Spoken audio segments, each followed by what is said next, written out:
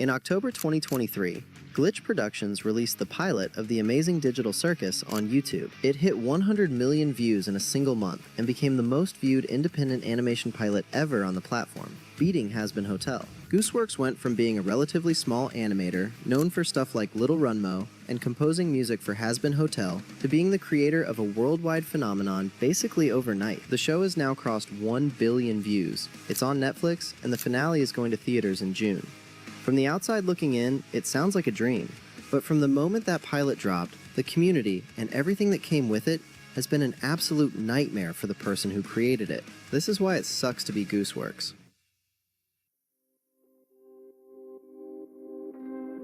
The pilot wasn't even a week old when the first wave hit. A group called the UTTP, which is basically a bunch of kids who go around raiding fandom wikis for attention, decided to target the TADC fandom. They harassed and doxed voice actors.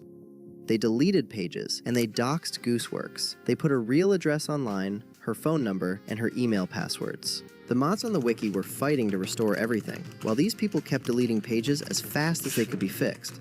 This is within days of the pilot going live. The show hasn't even had a second episode yet, and the creator is already getting doxxed by strangers on the internet. About a month later, in November 2023, people on Twitter started digging through Gooseworx's old posts, trying to find anything they could use against her. The usual playbook where someone gets popular overnight, and people instantly go looking for old clips to cancel them, using stuff they said when nobody was watching. Her accounts were getting raided, and YouTube was already full of the Gooseworx situation videos with that red background. And you gotta remember, she had only made one episode at that point. She pitched the idea to Glitch only 2 weeks earlier. Some people are so miserable that the only joy they get is tearing down someone who actually made it.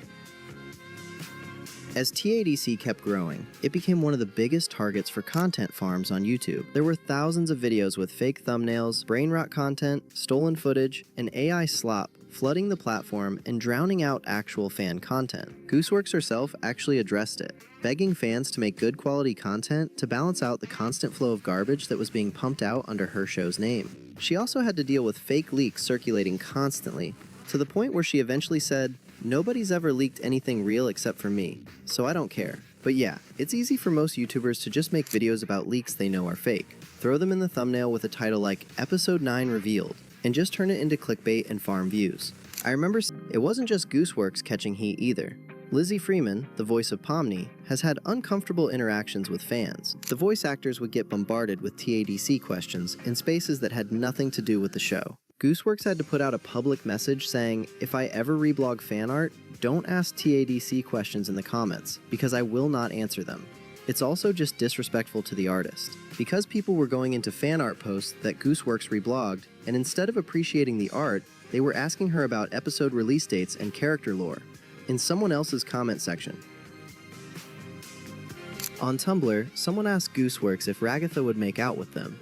Gooseworx, being Gooseworx, answered with a joke, saying Ragatha would only make out with Sam Tries Her Best on Twitter, which is one of her friends. It was an obvious joke, but people sent death threats to her friend Sam Tries Her Best over it. Gooseworx had to come back and post, "If your takeaway from this is to send death threats to my friend, and not, oh, that's an obvious joke, then I think you need to die.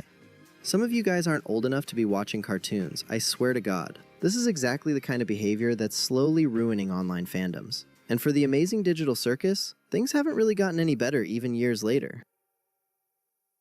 The fandom has been at war with itself over characters since basically episode 2, and Gooseworx is always the one who ends up in the crossfire. Fans of Ragatha want more screen time for her, fans of Jax want more screen time for him, fans of Gangle think she's being ignored, fans of Kinger think he deserves a full episode. And every single time a new episode comes out, and their favorite character doesn't get enough lines or enough focus, they go straight to Gooseworx's socials to let her know about it. She can't write an episode that focuses on Pomni and Jax without Ragatha fans flooding her mentions.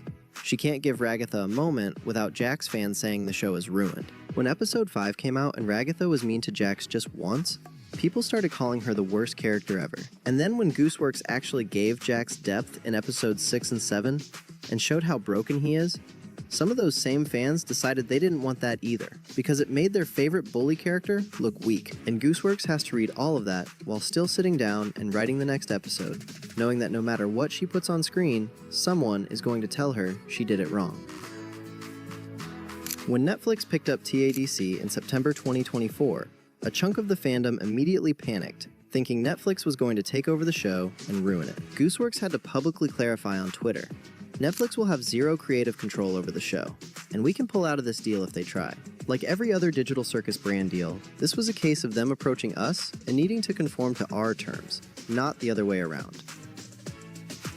Throughout the show, Ragatha was set up as one of the most important characters, and a lot of fans saw her as the deuteragonist alongside Jax. But as the episodes kept coming out, Ragatha never really got the focus that people expected from a character who was positioned that high in the story. She wasn't getting the deep development that Jax and Pomni were getting, and by episode 7, a lot of Ragatha fans felt like the show had been promising them something for 7 episodes and never delivered. Then, in February 2026, during a live stream, Gooseworx said that Pomni and Jax are the main characters of the show, and that the last 2 episodes would focus mostly on them. Going into this series, I never expected one of the things that people would get mad at me for would be making the show focus on the 2 main characters. I was like, oh, I didn't even know you could get mad about that. It's like building up the show to be about Pomni and Jax. It's like, oh, people are actually really upset about that. I'm sorry.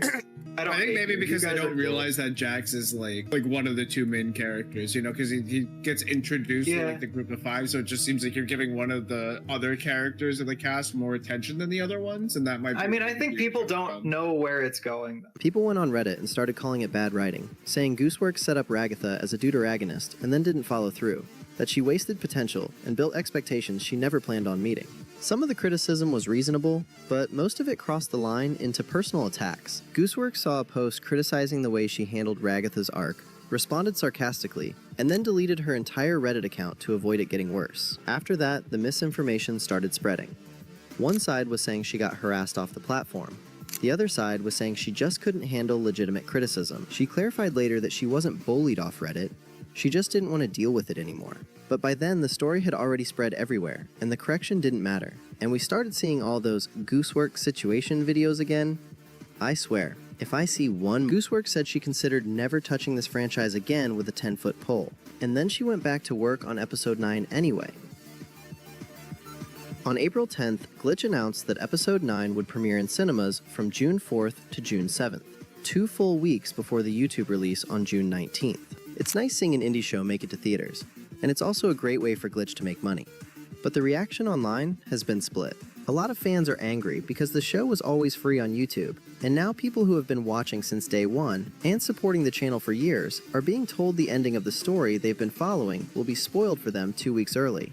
Unless they happen to live near a theater showing it, which, let's be real, is like 2% of the fandom. The initial release was only confirmed for the US, Canada, Latin America, and Japan, meaning most of Europe, most of Asia, Africa will have to try not to get spoiled challenge for 2 weeks.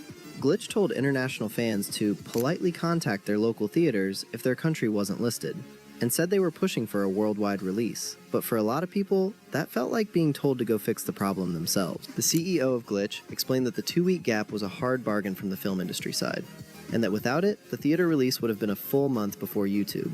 So they actually fought to keep the gap as short as possible. But the damage is already done.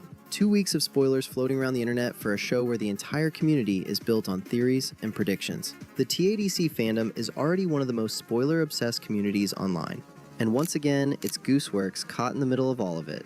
And through all of this, Gooseworx has stayed more invested in the show than anyone could reasonably ask her to be. She writes, directs, does voice acting, and even composes the music with Evan Alderette. She answers fan questions on Tumblr even after everything the fandom has put her through.